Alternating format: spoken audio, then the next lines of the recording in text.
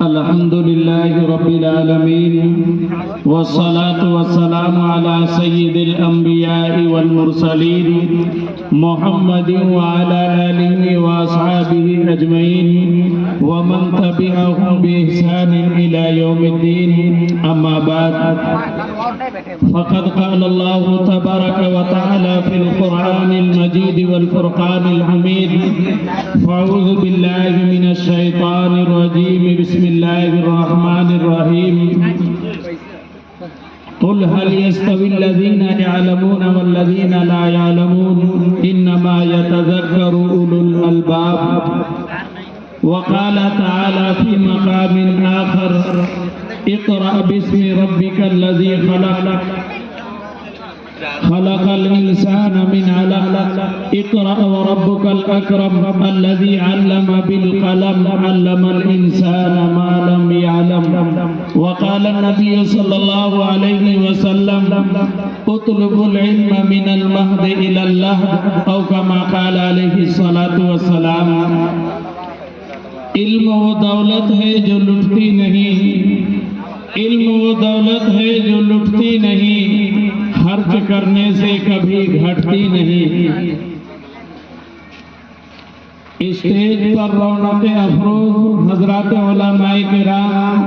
اور معزز و محترم قابل قدر حضرات محترم اور پردے میں سن رہی میری مائیں اور بہنیں، میں نے قرآن مقدس کی جو آیت کریمہ اور آیت کا ٹکڑا اور حدیث نبوی صلی اللہ علیہ وسلم آپ کے سامنے پڑھی ہے، ان کا تعلق علم سے ہے۔ علم ابتدا سے لے کر انتہا تک مسلم ہے، تسلیم شدہ ہے، اور بغیر علم کے آدمی اندھیرے میں ہے۔ علم روشنی ہے، علم اجالا ہے۔ علم آدمی کو صحیح راستہ دکھاتا ہے، صحیح راستے کی طرف رہبری اور رہنمائی کرتا ہے، اور جو شخص بے علم ہوتا ہے، علم کی دولت سے محروم ہوتا ہے، علم کی دولت سے دور ہوتا ہے، تو پھر اندھیرے میں ہوتا ہے، ظلمت گدھے میں ہوتا ہے، اور گہرائی گڈھے میں جا گرتا ہے کہ علم نہ ہونے کی بنیاد پر۔ میرے بھائیوں، بزرگوں، دوستوں، میری مائیں اور بہنیں، اللہ تبارک و تعالیٰ نے جب سیدنا حضرت آدم علیہ نبینا علیہ السلام کو پیدا فرمایا اور ان کی بائیں پسلی سے اما ہوا علیہ السلام کو پیدا فرمایا، پھر ان سے نسل انسانیت کی ابتدا ہوئی اور وہ سلسلہ چلا۔ صبح میں ایک لڑکا ایک لڑکی پیدا ہوتے، پھر شام میں ایک لڑکی اور ایک لڑکا، اور صبح میں جو لڑکی پیدا ہوتی، شام میں جو لڑکا پیدا ہوتا، اس سے اس کا نکاح کیا جاتا، اور اسی میں اختلاف شروع ہوا حابل اور قابل کے درمیان۔ معاملہ یہ ہوا کہ قابل نے حابل کو قتل کر دیا۔ یہ انسانیت کا پہلا قتل تھا، دنیا کے اندر پہلا قتل تھا، اور جب وہ اپنے بھائی کو قتل کر دیا تو اس کو یہ علم نہیں تھا کہ میں اپنے بھائی کو دفن کیسے کروں، اس کو یہ معلوم نہیں تھا کہ میں قبر کیسے کھودوں۔ اللہ تبارک و تعالیٰ نے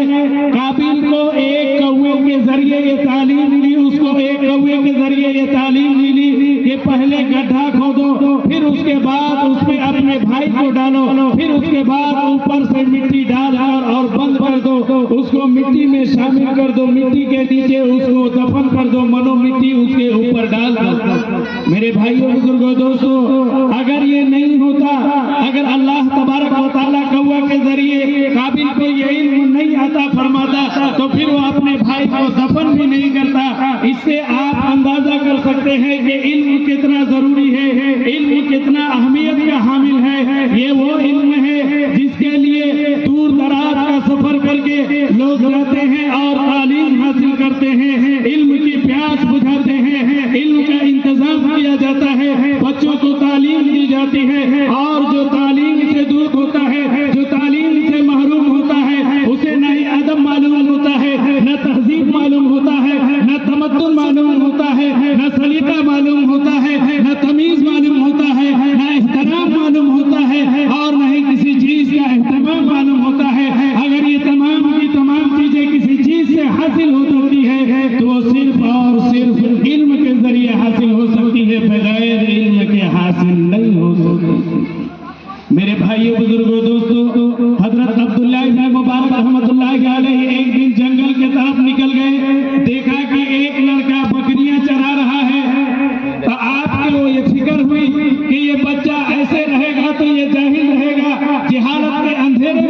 زندگی بسر کرے گا، جہالت کے اندھیرے میں زندگی گزارے گا، اس کو تو ابھی پڑھنا لکھنا چاہیے، اس کو تو ابھی تعلیم حاصل کرنا چاہیے۔ یہ جنگلوں کی طرف کیوں پھر رہا ہے؟ یہ بکریاں کیوں چرا رہا ہے؟ حضرت عبداللہ ابن مبارک رحمۃ اللہ علیہ اس لڑکے کے قریب جاتے ہیں، اس بچے کے قریب جاتے ہیں اور پوچھتے ہیں کہ بیٹا تو یہاں کیا کر رہا ہے؟ جنگلوں میں کیوں پھر رہا ہے؟ تو علم حاصل نہیں کرے گا، تو نہیں پڑھے گا، تجھے پڑھنا نہیں ہے، تجھے تعلیم حاصل نہیں کرنا ہے۔ وہ لڑکا کیا جواب دیتا ہے؟ ذرا کلیجے پر ہاتھ رکھ کر سنیے۔ وہ لڑکا کہتا ہے میں 4 علم جانتا ہوں، مجھے 4 علم معلوم ہے۔ حضرت عبداللہ ابن مبارک رحمۃ اللہ علیہ چونک جاتے ہیں یہ جواب سن کر کہ یہ بچہ جس کو میں جاہل سمجھ رہا تھا، یہ بچہ جس کو میں نادان سمجھ رہا تھا، یہ بچہ جس کو میں ان پڑھ سمجھ رہا تھا، یہ بچہ 4 علم جانتا ہے۔ پھر حضرت عبداللہ ابن مبارک رحمۃ اللہ علیہ اس سے پوچھتے ہیں کہ بتاؤ وہ 4 علم کیا ہے؟ وہ بچہ کہتا ہے میں سر کا علم جانتا ہوں، میں کان کا علم جانتا ہوں، میں زبان کا علم جانتا ہوں، اور میں دل کا علم جانتا ہوں۔ حضرت عبداللہ ابن مبارک رحمۃ اللہ علیہ ابھی بھی شش و پنج میں تھے کہ آخر یہ سر کا علم کیا جانتا ہے، کان کا علم کیا جانتا ہے، دل کا علم کیا جانتا ہے، زبان کا علم کیا جانتا ہے۔ میرے بھائیوں بزرگوں دوستوں، وہ بچہ کہتا ہے سر کا علم یہ ہے کہ اس کو صرف ایک اللہ رب العالمین کے سامنے جھکانا ہے، یہ ایک خدائے واحد کے سامنے جھکے گا، کسی اور کے سامنے اسے جھکانا نہیں ہے۔ اسی طریقے سے کان کا علم وہ ہے کہ یہاں صرف اچھی چیزوں کو سننا ہے، صحیح چیزوں کو سننا ہے، غلط چیزوں کو نہیں سننا ہے۔ اسی طریقے سے زبان کا علم کہ اس کو غلط استعمال نہیں کرنا ہے، اس کو صحیح استعمال کرنا ہے، ایسا استعمال کرنا ہے جس کے استعمال کو اللہ اور اللہ کے حبیب صلی اللہ علیہ وسلم پسند کرتے ہیں۔ اور دل کا علم یہ ہے کہ اس میں صرف خدا بسا ہوا ہو، اس میں کسی اور کو نہیں بسانا ہے، اس میں کسی اور کو جگہ نہیں دینا ہے۔ میرے بھائیوں بزرگوں دوستوں، آپ غور کیجئے وہ بچہ کیسے یہ جواب دیا، اس بچے کے اندر یہ بات کیسے آئی، اس کے ذہن و دماغ کے اندر یہ بات کیسے گردش کی؟ وہ علم کی بنیاد پر گردش کی، وہ تعلیم کی بنیاد پر گردش کی۔ یہ بچہ تعلیم یافتہ تھا، بچہ پڑھا لکھا تھا، بچہ علم سے بہربر تھا، اسی لیے حضرت عبداللہ ابن مبارک جیسے بزرگ صاحب نسبت بزرگ اور ولی اللہ کو یہ جواب دے دیا، اور اتنا بہترین جواب دے دیا کہ وہ بھی خوش ہو گئے، دل ان کا بھی مطمئن ہو گیا، دل ان کا بھی پرسکون ہو گیا کہ ہاں واقعی میں جس بچے کو یہ سمجھ رہا تھا کہ یہ الف کہنا نہیں جانتا ہے، یہ تو قرآن پڑھ کر سنا دیا، یہ تو قرآن کی آیت پڑھ دیا۔ میرے بھائیوں بزرگوں دوستوں، آج کے اس ترقی یافتہ زمانے میں تعلیم نہایت ضروری ہے، تعلیم بہت ضروری ہے۔ یہ تعلیم ہی اچھے برے کی تمیز کراتا ہے، یہ تعلیم ہی حلال اور حرام کی تمیز کراتا ہے، یہ تعلیم ہی جائز اور ناجائز کے اندر فرق پیدا